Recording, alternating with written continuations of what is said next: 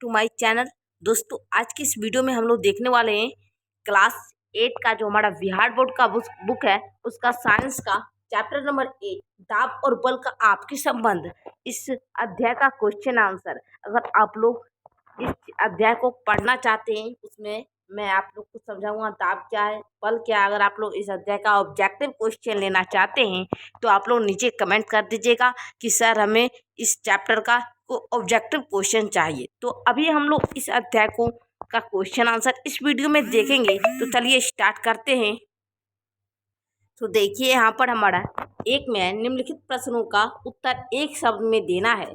एक में पृथ्वी द्वारा सभी वस्तुओं पर लगाया गया आकर्षण बल।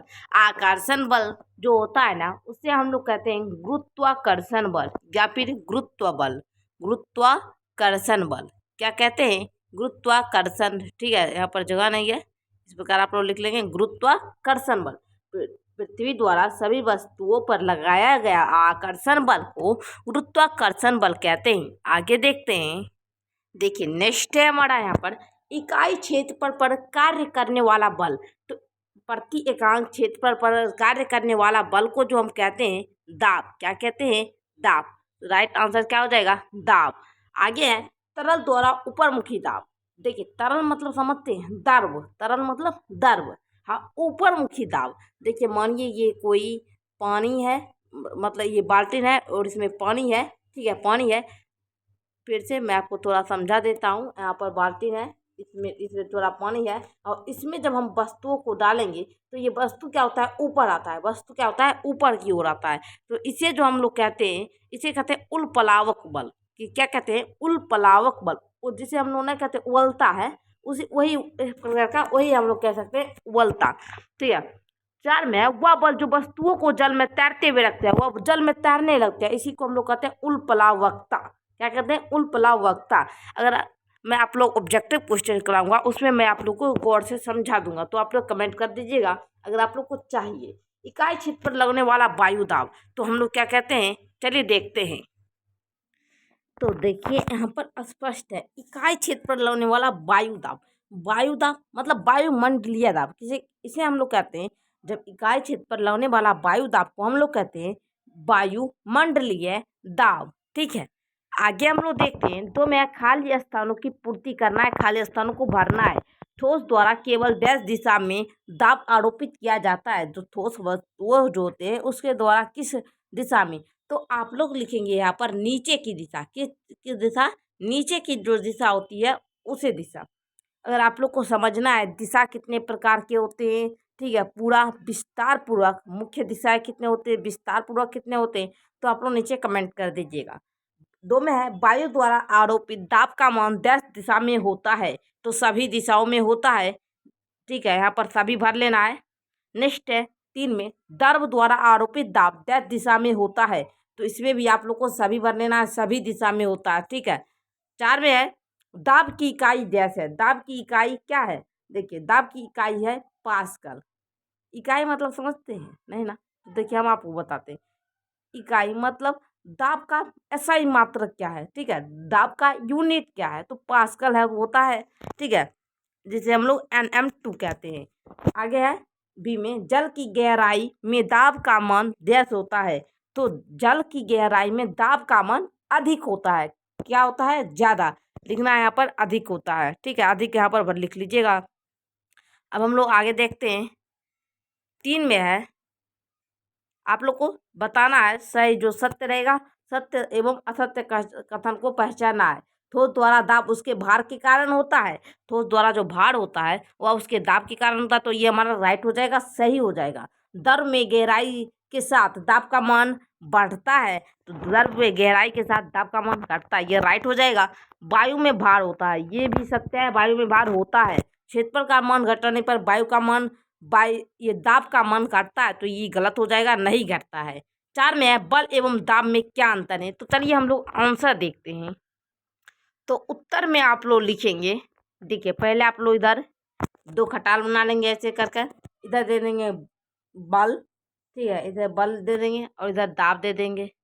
उसके बाद इधर बल का परिभाषा लिखेंगे। बल वह भौतिक कारक है जो किसी वस्तु पर लगकर उसके स्थित स्थान को परिवर्तित कर देता है।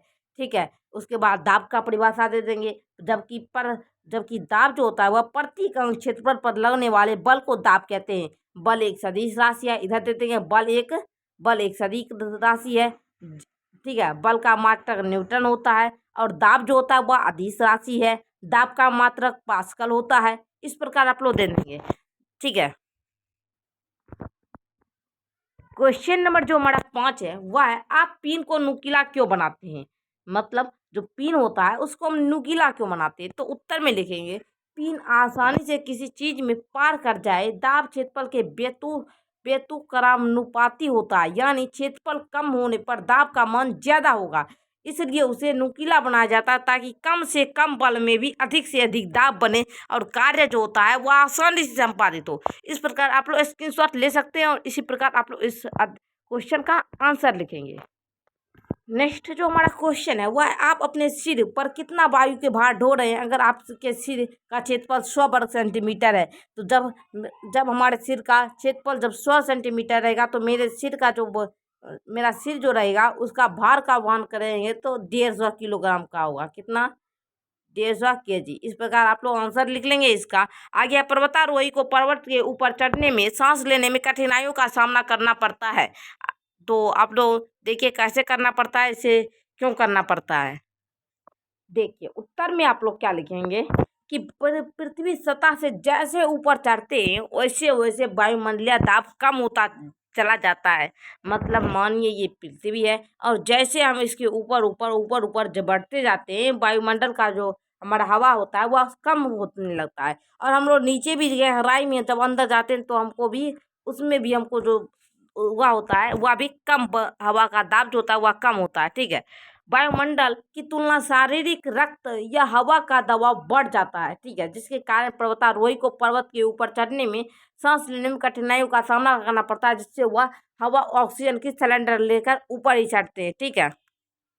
नेक्स्ट जो हमारा क्वेश्चन है वह है यहाँ पर हमारा, देखिए पास्कल ने कैसे दर्शाया कि द्रव सभी दिशाओं में आरोपित करते हैं। तो आप लोग इसे लिखेंगे आंसर में। पास्कल ने अनेक प्रयोगों के आधार पर यह साबित कर दिया कि द्रव सभी दिशाओं में आरोपित करते हैं। उन प्रयोगों में एक प्रयोग इस प्रकार है। एक कठोर गेंद की, तो देखिए प्रयोग कैसे करना है। आप लोग को एक कठोर रबर की गेंद लेना है, जो लॉन टेनिस होता है, उसको एक गेंद को ले लेना है आप लोग को। ठीक है। इसमें सुई की सतह से छोटे छोटे बहुत से छिद्र हर तरफ कर देते हैं। इसमें जो होता है सुई जो होता है उससे चारों तरफ छेद कर देना। ठीक है। छेद करने के बाद क्या करना है, इसे दबाकर वायु को निकाल देना है। इसमें को दाबना है, इसको जोर से दाबना है। दाबने के बाद इसमें जो वायु होता है वह निकल जाएगा।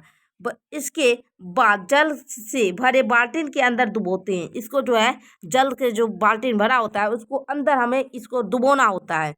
गेंद से दाब हटाते ही जल छिद्रों के अंदर चला जाता है। जब हम लोग गेंद से दाब को हटाते हैं, यानी कि प्रेशर को जब हम हटाते हैं तो उसके अंदर पानी चला जाता है।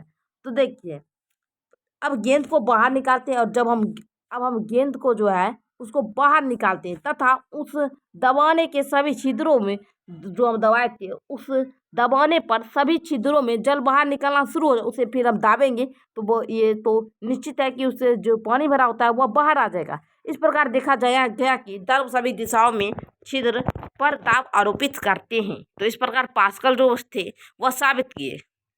अब हमारा जो नेक्स्ट क्वेश्चन है, आप किसी स्थान पर वायु दाब कैसे निकालेंगे। एक उदाहरण वायु दाब मापी निर्माण एवं क्रियाविधि को दर्शाए। तो देखिए आप लोग को मैं बता देता हूँ। एक साधारण वायु दाब मापी मैनोमीटर की बनावट कार्यविधि करना है। कैसे करना है मैं आपको क्रियाकलाप करके बताता हूँ। देखिए क्या प्रक्रिया है इसे आप लोग समझिए।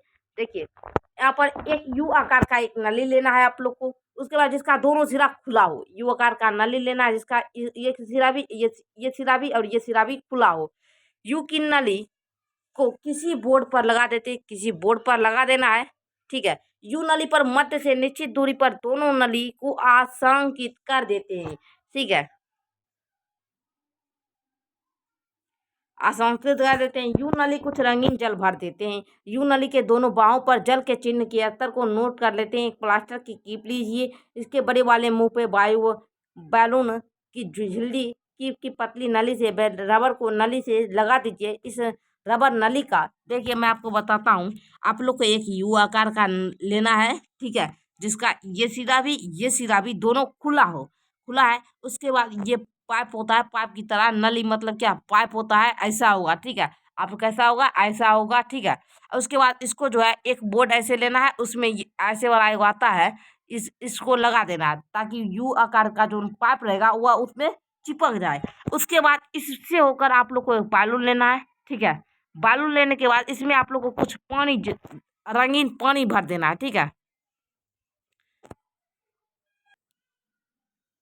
दूसरा छोर यू नली के बाह में लगा दीजिए। इस प्रकार मैनोमीटर के उपयोग बनकर तैयार हो गया। कीप की झिल्ली पर ऊपर की ओर दाब लगाने पर कीप के अंदर वायु का दाब लगता है। वायु संपीड़ित होकर यू नली के रंगीन दल को दबाव डालती है। यू नली के दूसरे बार रंगीन को ऊपर चढ़ जाता है। इस प्रकार झिल्ली के नीचे खींचने के जल नीचे गिर जाता है। इस प्रकार द्रव से दाब की माप की जा सकती है। क्या आप जान सकते हैं कीप का झिल्ली का कार्य करता है? आप लोग देखे होंगे, ये जो हमारा है पेज नंबर 109 में आप लोग को दिखाया गया होगा फिगर। तो आप लोग फिगर को देखकर 109 पेज नंबर है, इस प्रकार जो फिगर दिखाया गया है मैनोमीटर का, ये फिगर है, ठीक है। इसी प्रकार आप लोग को करना है। 9 नंबर क्वेश्चन जो है वह है, आप किसी स्थान पर वायु दाब कैसे निकालेंगे? एक साधारण वायु दाब मापी निर्माण एवं क्रियाविधि को दर्शाना है।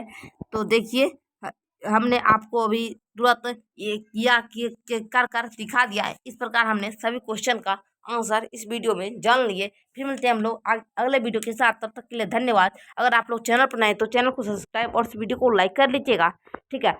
अगर आप लोग को ऑब्जेक्टिव क्वेश्चन चाहिए इस अध्याय का तो आप लोग नीचे कमेंट कर दीजिएगा। जय हिंद, वंदे मातरम।